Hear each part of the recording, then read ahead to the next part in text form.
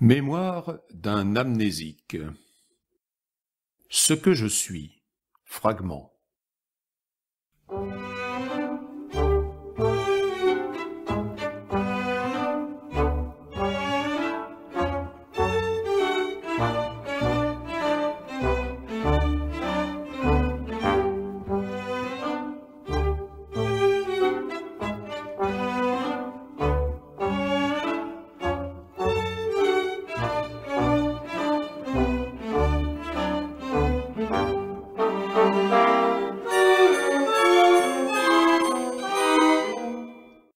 Tout le monde vous dira que je ne suis pas un musicien.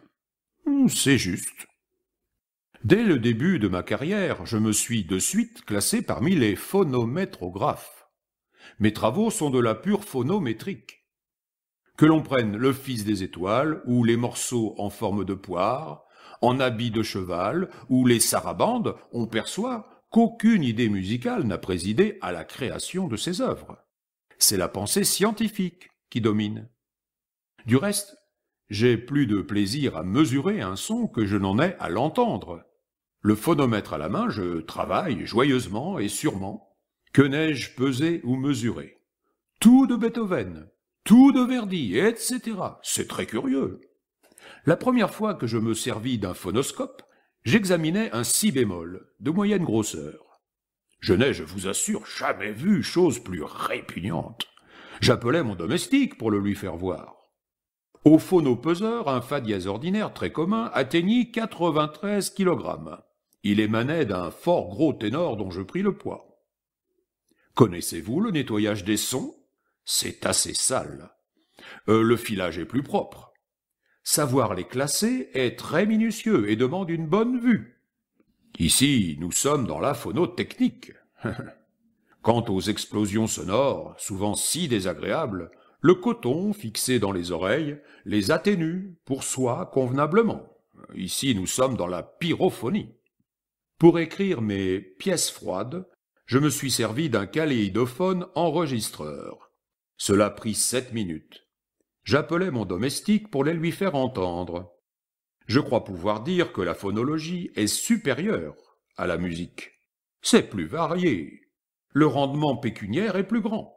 Je lui dois ma fortune. En tout cas, au motodynamophones, un phonométreur médiocrement exercé peut facilement noter plus de sons que ne le fera le plus habile musicien, dans le même temps, et avec le même effort. C'est grâce à cela que j'ai tant écrit. L'avenir est donc à la philophonie.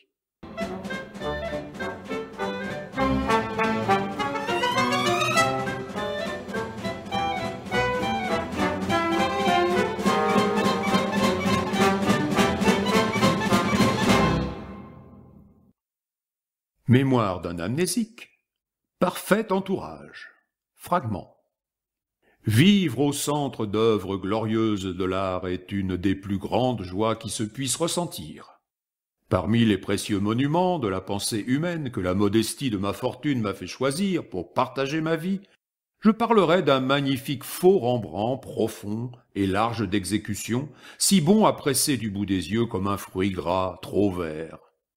Vous pourriez voir aussi dans mon cabinet de travail une toile d'une beauté incontestable, objet d'admiration unique, le délicieux portrait attribué à un inconnu.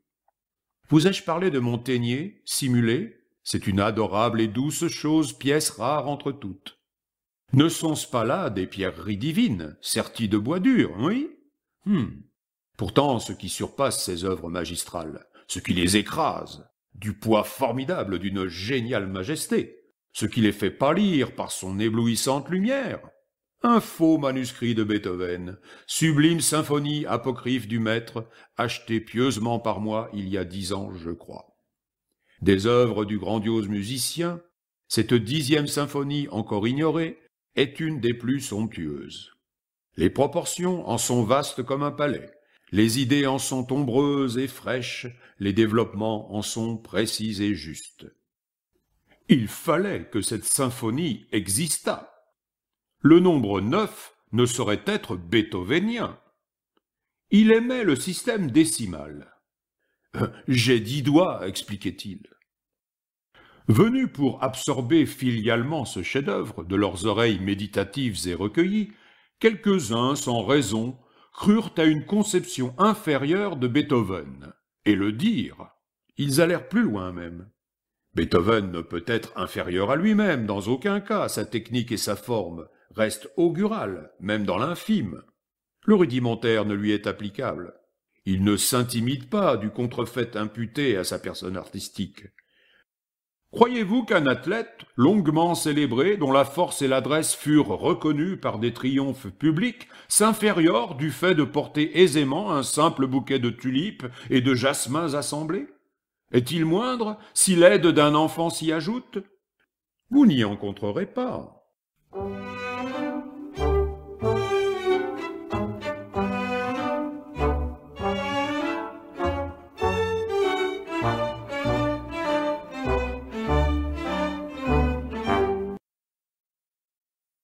Mémoire d'un amnésique. Mes 3 candidatures. Fragments. Plus heureux que moi, Gustave Charpentier est membre de l'Institut de France, qu'il reçoive ici même les tendres applaudissements d'un vieil ami. Je fus 3 fois candidat à la délicate réunion. Fauteuil d'Ernest Guiraud, fauteuil de Charles Gounod, fauteuil d'Ambroise Thomas. Messieurs Paladil, Dubois et le Nepveu me furent sans raison du reste préférés, et cela me fit grosse peine. Bien que n'étant pas très observateur, il me sembla que les précieux membres de l'Académie des Beaux-Arts usaient devers ma personne d'un entêtement, d'un voulu frisant l'obstination la plus calculée, et cela me fit grosse peine.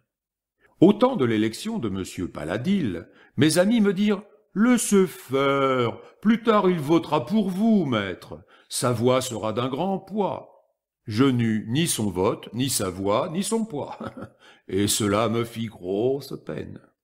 Au temps de l'élection de M. Dubois, mes amis me dirent « Laissez faire, plus tard ils seront 2 qui voteront pour vous, maître, leur voix sera d'un grand poids. » Je n'eus ni leur vote, ni leur voix, ni leur poids. Et cela me fit grosse peine. Je me retirai. Monsieur le Nepveu crut qu'il serait de bon ton d'occuper un fauteuil qui m'était destiné, et ne vit pas l'inconvenance qu'il y avait à le faire. Il s'assit froidement à ma place, et cela me fit grosse peine. Toujours avec mélancolie, je me souviendrai de monsieur Émile Pessard, mon vieux compagnon de lutte. J'ai pu constater à plusieurs reprises qu'il s'y prenait fort mal, sans aucune habileté manquant de la plus simple astuce. Il ne sait pas, et l'on voit trop qu'il ne sait pas. Pauvre bon monsieur, combien il aura du mal à se caser, à se faufiler à travers un sein pour lui si peu aimable, pour lui si peu accueillant, pour lui si peu hospitalier. Voilà 20 ans que je le vois s'arc-bouter à cet ingrat, à ce maussade, à ce triste objet, tandis que les subtils compères du palais Mazarin le regardent étonnés, tous surpris de sa ténacité incapable et de sa pâle impuissance, et cela me fait grosse peine.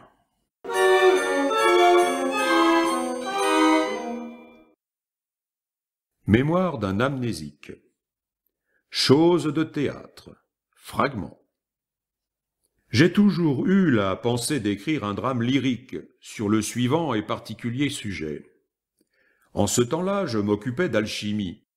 Seul, dans mon laboratoire, un jour je me reposais. Dehors, un ciel de plomb, blafard, sinistre, une horreur. J'étais triste, sans en connaître la raison, presque craintif, sans en savoir la cause. L'idée me prit de me distraire en comptant lentement sur mes doigts de 1 à 260 000. Je le fis, et n'en tirai qu'un grand ennui. Me levant, j'allais prendre une noix magique et la mis avec douceur dans un coffret en os d'alpaca enrichi de 7 diamants. Aussitôt, un oiseau empaillé s'envola, un squelette de singe se sauva, une peau de truie grimpa le long du mur. Alors la nuit vint couvrir les objets, détruire les formes. Mais on frappe à la porte du fond, celle qui est proche des talismans médiques, talismans qui me furent vendus par un maniaque polynésien. Qu'est-ce? Mon Dieu! N'abandonnez pas votre serviteur. Il a certainement péché, mais il s'en repent. Pardonnez-lui, je vous prie. Or, la porte s'ouvre comme un œil. Un être informe et silencieux s'avance. Je n'ai plus une goutte de sueur sur ma chair terrorisée. De plus, j'ai très soif. Dans l'ombre, une voix s'élève. « Monsieur, je crois que j'ai la double vue. » Je ne connais pas cette voix. Elle dit « Monsieur, c'est moi, c'est bien moi. »« Qui, vous » fis-je angoissé. « Moi, votre domestique. Je crois que j'ai la double vue. N'avez-vous pas mis avec douceur une noix magique dans un coffret en os d'alpaca, enrichi de 7 diamants ?» Suffocant, je ne pus que répondre « Oui, mon ami, comment le savez-vous » Il s'approche de moi, glissant et ténébreux, noir dans la nuit. Je le sens qui tremble. Sans doute il a peur que je ne lui envoie un coup de fusil. En un hoquet, tel un petit enfant, il murmure. « Je vous ai vu, par le trou de la serrure !»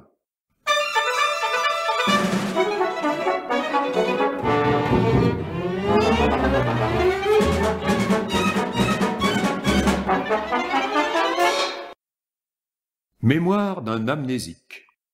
La journée du musicien. Fragment. L'artiste doit régler sa vie. Voici l'horaire précis de mes actes journaliers. Mon lever à 7h18, inspiré de 10h23 à 11h47.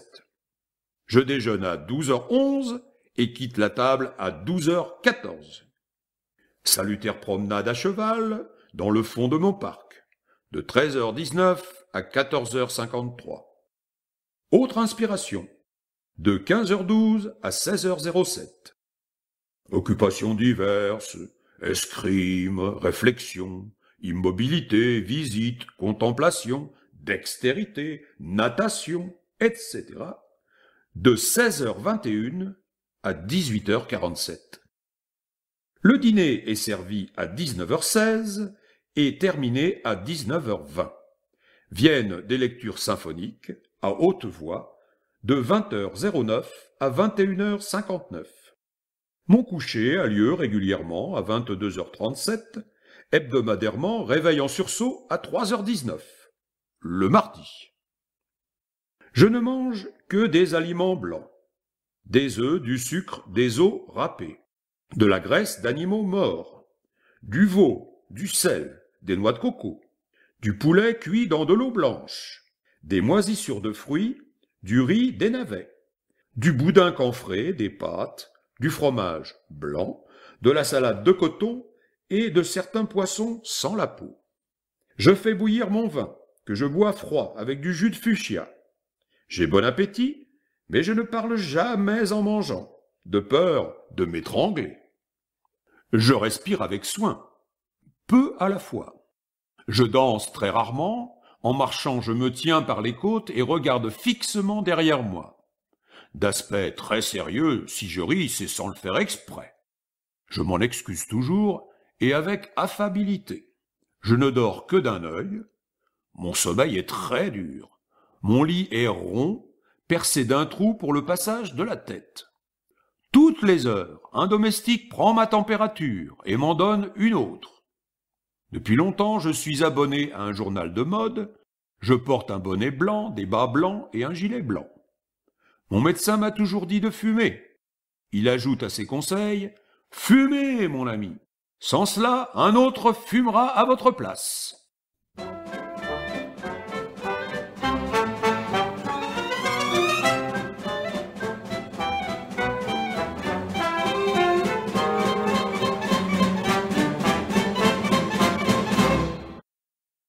Mémoire d'un amnésique. L'intelligence et la musicalité chez les animaux. L'intelligence des animaux est au-dessus de toute négation. Mais que fait l'homme pour améliorer l'état mental de ses concitoyens résignés? Il leur offre une instruction médiocre, espacée, incomplète, telle qu'un enfant n'en voudrait pas pour lui-même. Et il aurait raison, le cher petit être. Cette instruction consiste surtout à développer l'instinct de cruauté et de vice qui existe ataviquement chez les individus. Il n'est jamais question, dans les programmes de cet enseignement, ni d'art, ni de littérature, ni de sciences naturelles, morales ou d'autres matières. Les pigeons voyageurs ne sont nullement préparés à leur mission par un usage de la géographie. Les poissons sont tenus à l'écart de l'étude de l'océanographie. Les bœufs, les moutons, les veaux ignorent tout de l'agencement raisonné d'un abattoir moderne et ne savent pas quel est leur rôle nutritif dans la société que s'est constituée l'homme.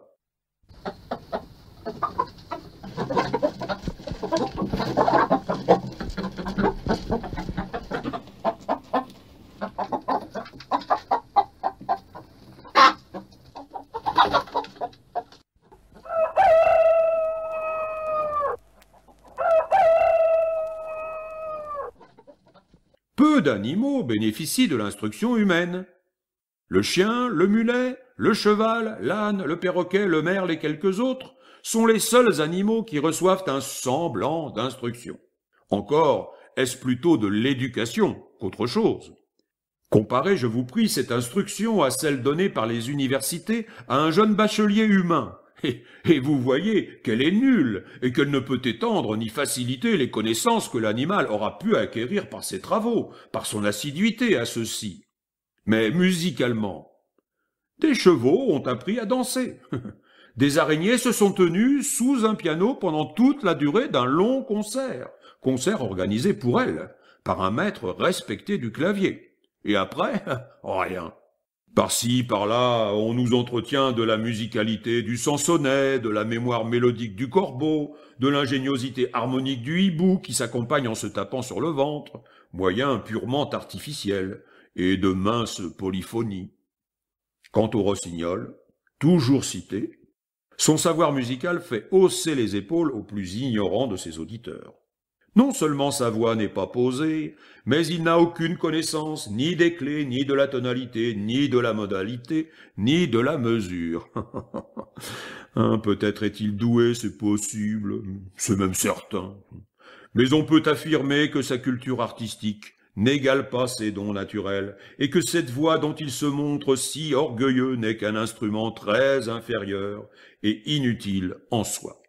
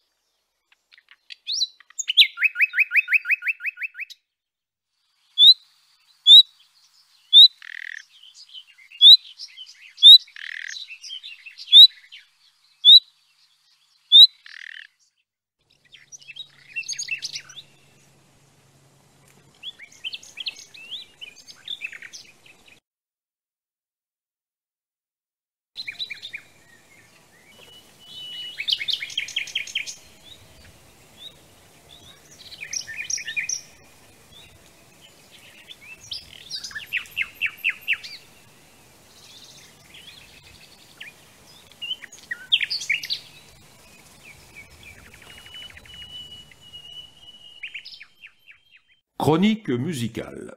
Mémoire d'un amnésique. Fragment. Recoin de ma vie.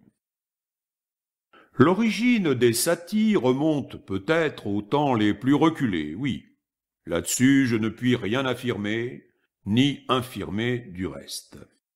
Cependant, je suppose que cette famille n'appartenait pas à la noblesse, même du pape, que ses membres étaient de bons et modestes corvéables à merci, ce qui, autrefois, était un honneur et un plaisir, pour le bon seigneur du corvéable, bien entendu, oui. Ce que firent les saties lors de la guerre de 100 ans, je l'ignore. Je n'ai non plus aucun renseignement sur leur attitude et sur la part qu'ils prirent à celle de 30 ans, une de nos plus belles guerres. Que la mémoire de mes vieux ascendants repose en paix, oui. Passons, je reviendrai sur ce sujet.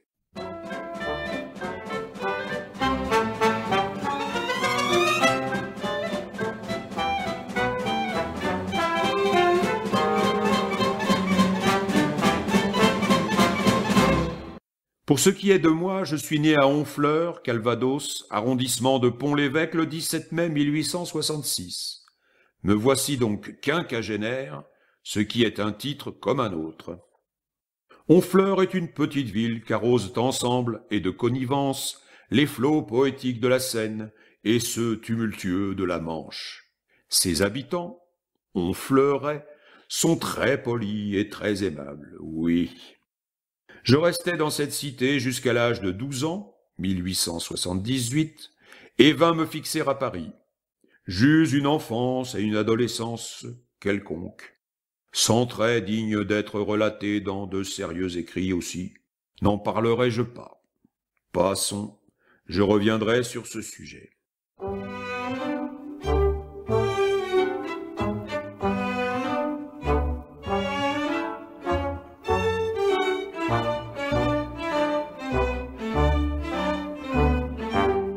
Je grille d'envie de vous donner ici mon signalement, énumération de mes particularités physiques, celles dont je puis honnêtement parler, évidemment. Cheveux et sourcils, châtain foncé. Yeux gris, pommelés probablement. Front couvert, nez long, bouche moyenne, menton large, visage ovale. Taille 1 mètre et 67 centimètres. Ce document signalétique date de 1887, époque où je fis mon volontariat au 33e régiment d'infanterie à Arras, Pas-de-Calais. Il ne pourrait me servir aujourd'hui. Je regrette de ne pas vous montrer mes empreintes digitales, de doigts. Oui, je ne les ai pas sur moi, et ces reproductions spéciales ne sont pas belles à voir. Elle ressemble à Vuillermoz et à Laloy réunis. Passons. Je reviendrai sur ce sujet.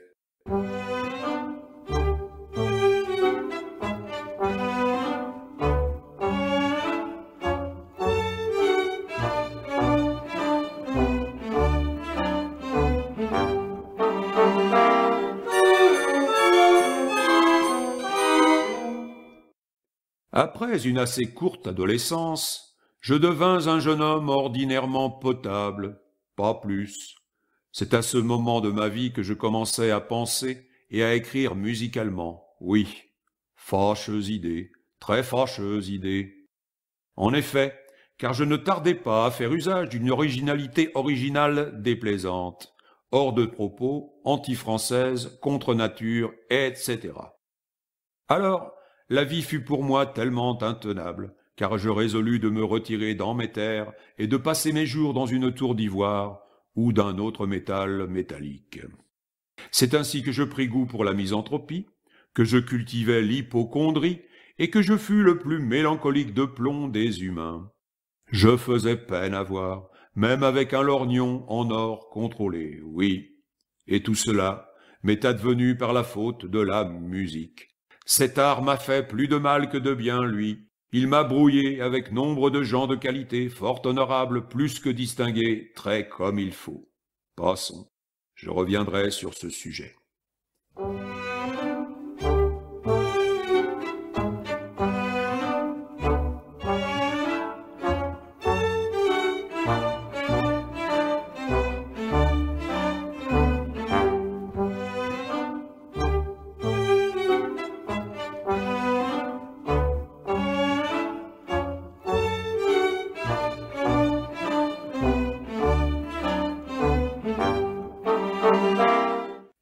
Personnellement, je ne suis ni bon ni mauvais.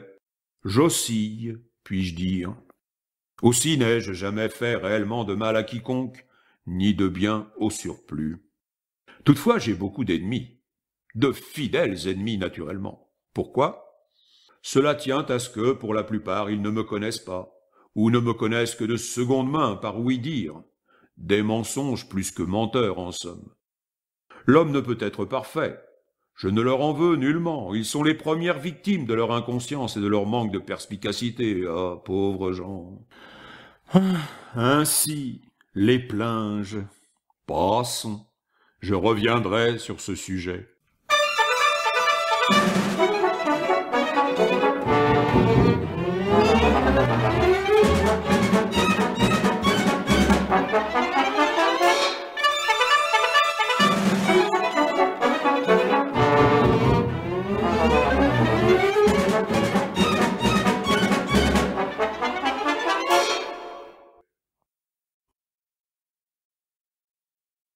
Cahier d'un mammifère. Extrait. Celui qui n'aime pas Wagner n'aime pas la France. Ne savez-vous pas que Wagner était français? De Leipzig? Mais oui. Oublieriez-vous déjà, vous, un patriote? Les critiques sont beaucoup plus intelligents qu'on ne le croit généralement. Aussi veux-je devenir critique. Un petit critique. Tout petit, bien entendu.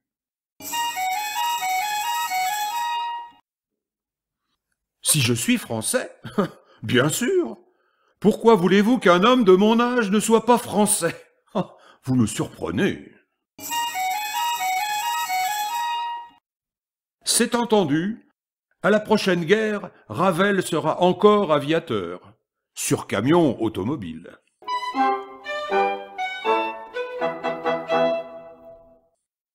Ne pas respecter les critiques. Oh, cet homme ne peut être qu'un pas grand-chose.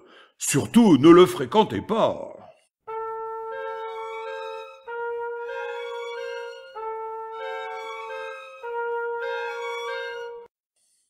Non, Saint-Saëns n'est pas allemand. Il est seulement un peu dur de cerveau. Oh, il comprend tout de travers, sans plus. Mais il est de bonne foi, parbleu. À son âge, on dit ce qu'on veut. Qu'est-ce que ça peut faire?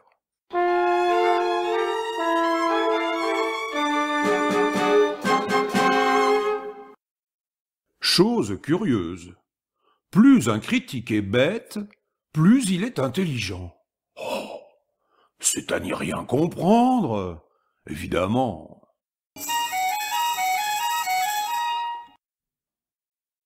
Nous savons que l'art n'a pas de patrie, le pauvre.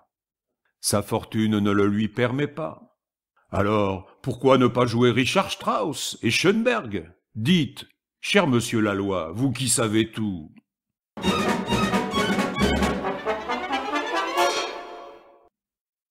Est-ce que Marnold ne ferait plus de critiques? Oh, ce serait bien fâcheux. Oh, quelle perte séminale! Comme comique, il était un peu là, le cher homme.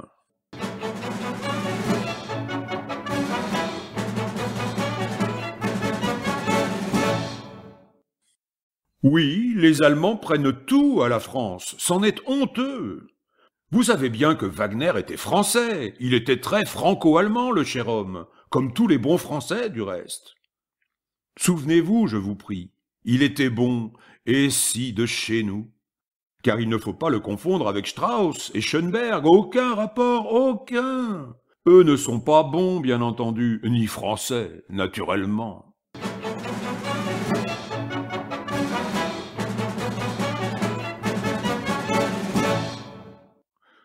Chez les deux puristes, la prochaine fois ce sera un tableau de Jeanne Ray qu'on lacérera. Chacun son tour, hein? Pas toujours le même, hein, n'est-ce pas?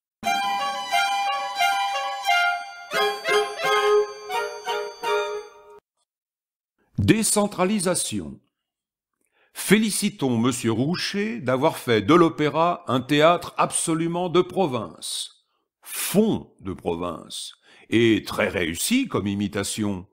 On se croirait même aux colonies, à Djibouti.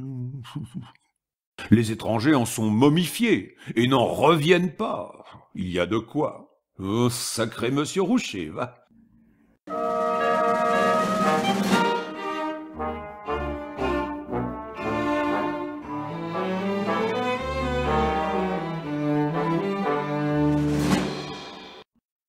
Roublards et inventifs. Oui, c'est aux enfants le plus malin des deux, sans l'être trop. Mais ne croyez pas que l'autre soit bête, avec sa vue basse. En tout cas, ils sont aussi puristes l'un que l'autre. Plus même.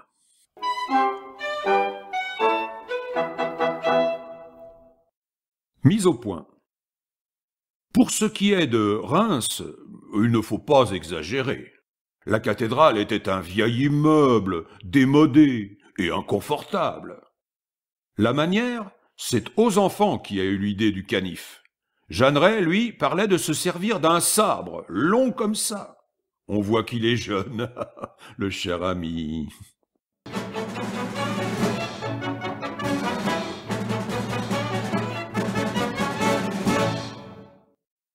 Erreur.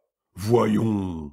Ravel n'est pas un pion, bien sûr, il en a l'air, simplement. Mais vu de loin, de très loin, c'est plutôt un dandy, un tout petit dandy dodinant, oui. D'une élégance, d'un chic. Il faut être juste, pour une fois.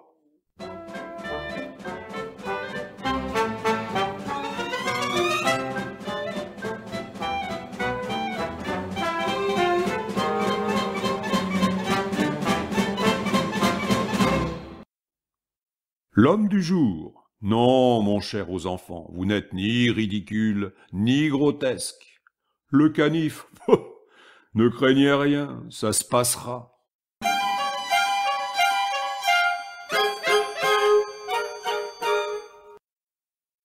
À l'opéra. L'heure espagnole obtient un réel succès. Ce vieux Ravel triomphe, comme à Verdun. La salle est toujours pleine d'Espagnols, comme à Verdun. Quelques Portugais ont le culot de se mêler à la foule hispanique, mais ils sont vite repérés. Leur traditionnelle gaieté les trahit. Elle contraste avec la belle tristesse espagnole contenue dans l'ouvrage du si subtil militaire-compositeur. Une vraie barbe, le si subtil militaire-compositeur, si j'ose dire, entre parenthèses.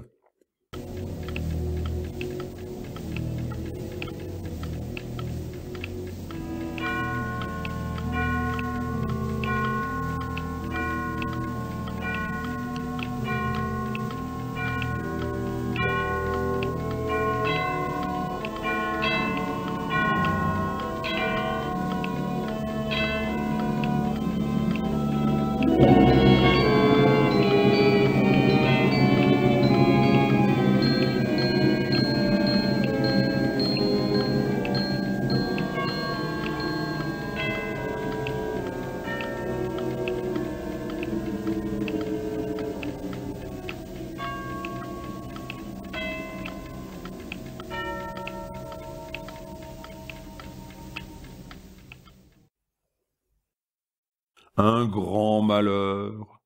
Mon abonnement à l'Esprit Nouveau vient d'expirer hier. Oui, j'en suis tout chose.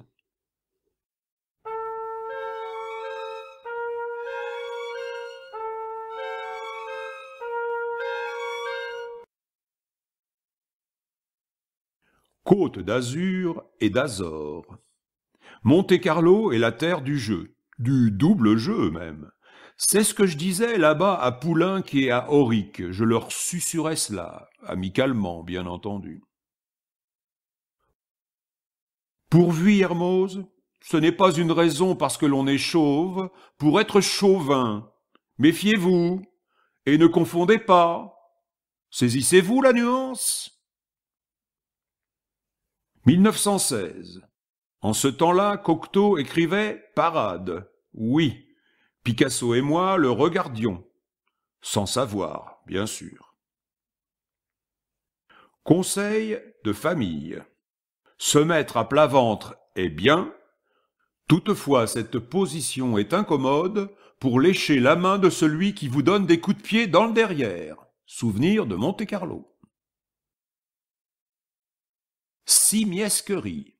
Louis Laloy, lequel est plus vilain qu'un singe mais en a toute la malice jusqu'au bout des ongles, a écrit de bien beaux articles sur Poulenc et Auric. Oui. Des larmes larmoyantes m'en sont venues aux yeux. Juste récompense due au double jeu, fis-je en lisant moi-même ces articles de nouvelle fois, car la politesse, la soumission, le respect respectueux, etc., doivent être pris en considération, distingués, oui.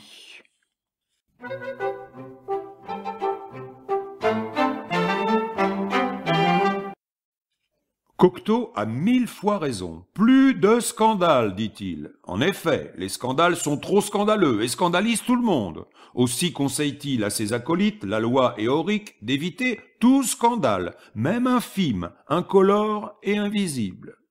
Car en prenant de l'âge, 40 ans, on devient sérieux, très sérieux, fortement sérieux, grave et assez bas. C'est ce qui arrive à Cocteau. Il prend du ventre, moralement, bien entendu. Comme on change tout de même. Quarantaine diabolique, où nous mènes-tu? Tout cela me fait songer et me rend mélancolique et misanthropique, oui. Combien ai-je besoin de tels conseils de famille? Ne vais-je pas m'exercer à les suivre, même d'un peu loin? Là, Cocteau ne nous donne-t-il pas un bel exemple? Il renonce aux pompes du siècle, qu'elles soient aspirantes ou refoulantes, si j'ose dire. Oui, faisons de même, n'hésitons pas, aspirons et refoulons nos pompes. Ne repompons plus. Qu'est-ce que nous risquons?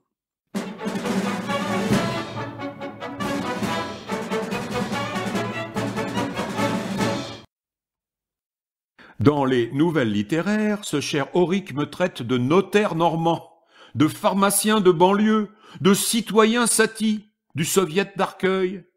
Très bien, mon petit ami, qu'il continue, qu'il se relaloise de fond en comble. Après, on verra, oui. Mon crime, je n'aime pas ces fâcheux, retapés et truqués. Ceux qui me disent que ce regretté ami n'est qu'un plat-pied exagèrent. Il n'est très simplement qu'un Auric, Georges, ce qui est déjà trop suffisant pour un homme seul.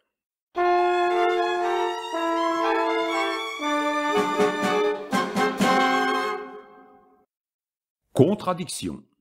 Cocteau m'adore, je le sais, trop même.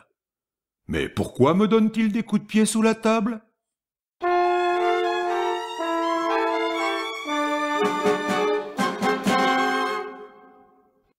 Conseil. Ne respirez pas sans avoir au préalable fait bouillir votre air. Si vous voulez vivre longtemps, vivez vieux. Plus de cheveux courts, arrachez-les. Accusé de réception. Mon cher Auric, j'ai bien reçu votre hochet figurant une noble tête de vieillard, oui. Il était accouplé d'une amusante lettre, gentiment ordurière et surtout très... pornographique. Oh, gros polisson! Vilain! Si ton papa savait ça, quel fessé!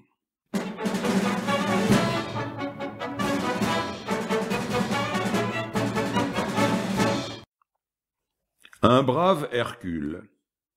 Quel est ce monsieur si maigre? C'est un lutteur. Non. Si, il lutte contre la tuberculose, membre honoraire d'une des nombreuses ligues adéquates.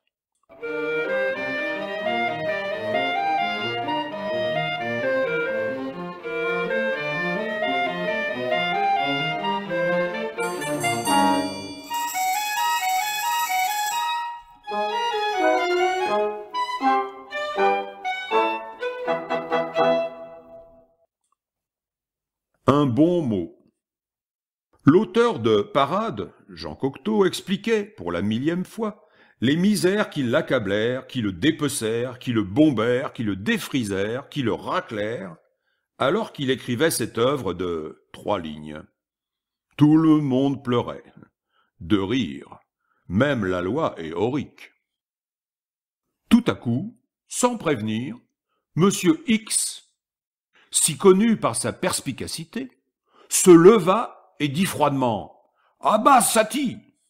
L'effet fut prodigieux, oui.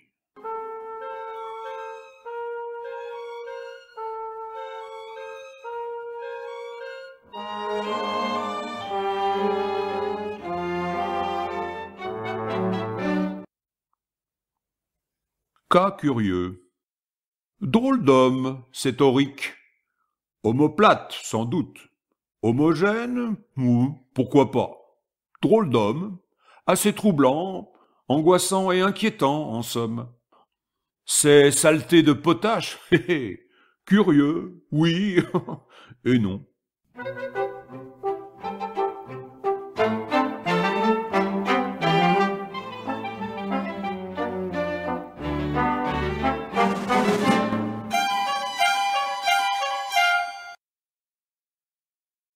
Invocation. Si mes adversaires ne respectent pas mon âge, qu'ils aient quelque égard au moins pour ma pudeur. N'est-ce pas, Auric? Et vous, grand dadais de Poulenc? Nouvelle direction du vent. Le musicographe du Mercure de France vient de jeter ses cartes. En plein à la tête de l'omoplate Auric, si homogène, si omelette, et sur celle du grand dadais de Poulenc, oui. C'est le pape canonisant Lénine, se faisant arbitre sportif, est devenu marchand de poudre à tuer les curés, sorte de mort au rat pour ecclésiastique. Une savante combinaison politico-musicale de Marnold, quoi.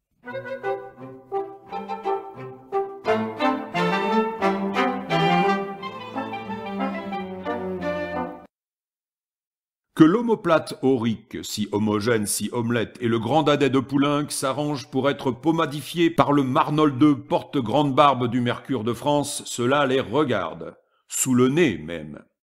En tout cas, les voici fournis d'un bon brevet qui les place dans la cuisine, derrière la rôtissoire à gaz de la société parisienne dispensatrice de ce fluide aériforme, oui.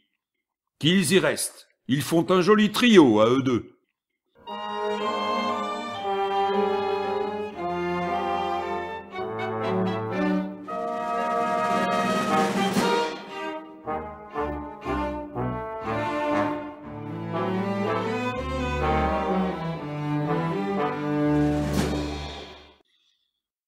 Attention, votre fusil est peut-être chargé. Le vénérable grand-père breton s'affiche comiquement en portant aux grandioses manifestations qu'il organise si bien, et avec ostentation, un lourd et puissant gourdin. Il ne soupçonne donc pas que dans gourdin, il y a gourdé. Oh, grave, oui, très. Regardez-le donc la prochaine fois avec sa gourderie sous le bras. Il en a un œil.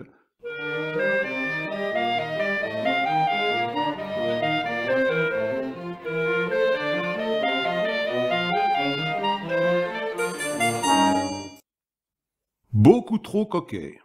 Monsieur l'omoplate Auric, si homogène, si omelette, faisait friser, onduler, au petit fer s'il vous plaît, le poil qu'il a dans la main.